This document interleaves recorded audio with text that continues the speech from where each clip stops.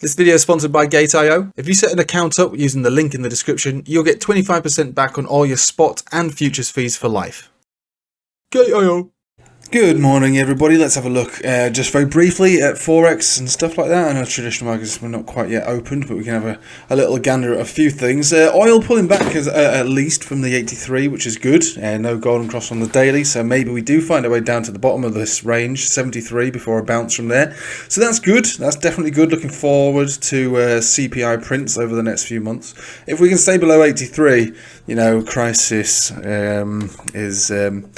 avoided, or at least stalled, or at least it's stalled. So that is that. There's nothing much more to say about it than that. 83 is the thing to watch for higher CPI. Gold, okay, so gold is still dragging its feet, now down below these 200 simple and exponential moving averages. Obviously the 4 hour is going to look pretty tired, getting rejections here over and over and over on the 10 exponential and at best the 20. So we're still looking for some sign of life on gold. Thinking about it on the weekly, there is a chance that we do find a base around here. We did it in the past. We might see it again. Technically, it's still quite a bullish chart, to be honest with you.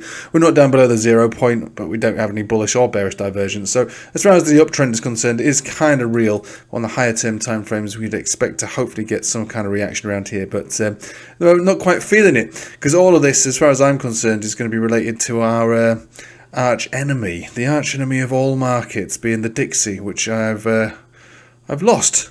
I'm blind. Where the bloody hell has the Dixie gone? Where's my Dixie gone? Oh my god. Right, hang on a second. Have I deleted the Dixie off my chart? Oh, I have to type it in manually. This is ridiculous. It's probably there all along. It's just the coffee has not touched the sides this morning. Alright, so here we go. Dixie breaking out from the descending triangle. Not only that, but a 200 simple and exponential moving average on the daily. Okay, right. So not generated a pump signal, not yet, ever so slightly. I mean, it didn't happen, but it could happen today or next week. So the Dixie is technically bullish. We're breaking above the 0 point. Now the RSI is high, but there's no bearish divergence. So okay, if that's the case, let's bring it down a notch. Come on, show me something bearish on this. All right, so we got another drive of bearish divergence on the 4 hourly. Again, the 4 hourly is a bullish chart. Probably going to continue to be bullish. Pullbacks on this one at this stage now are going to be above the trend line, so 103.1. All right, so Dixie kind of points a little bit to further upside generally across the board at this point right now. However, if it does decide to creep down back below those moving averages, and again, it might do. This isn't gospel, this isn't the law.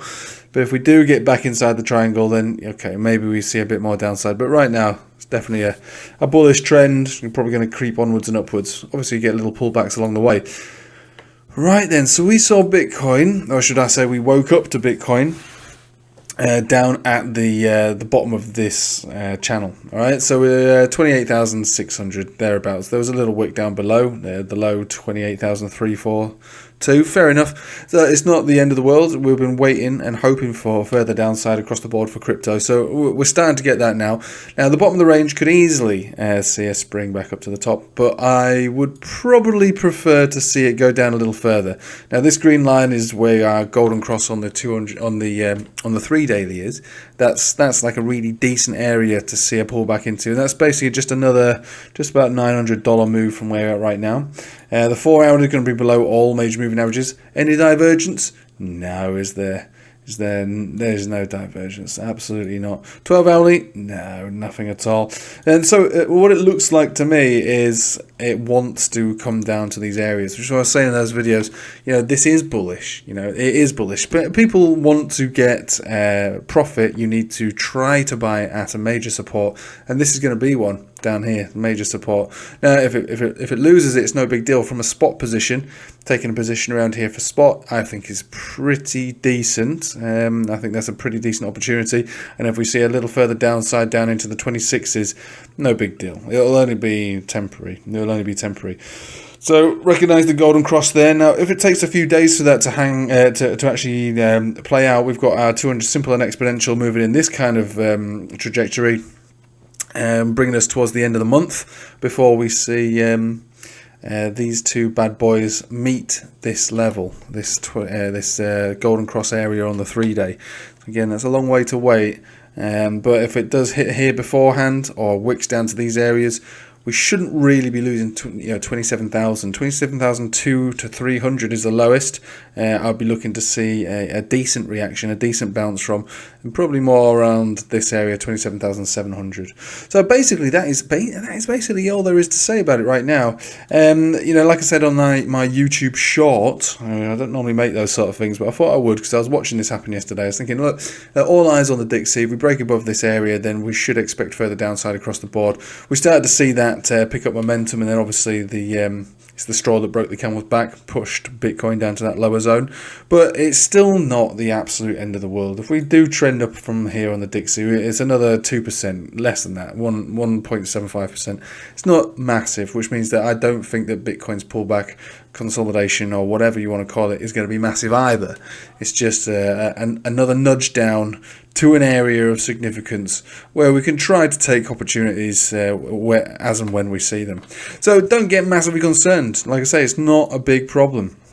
Now, one thing you could look at as well, if you wanted to, would be the USD to Japanese yen.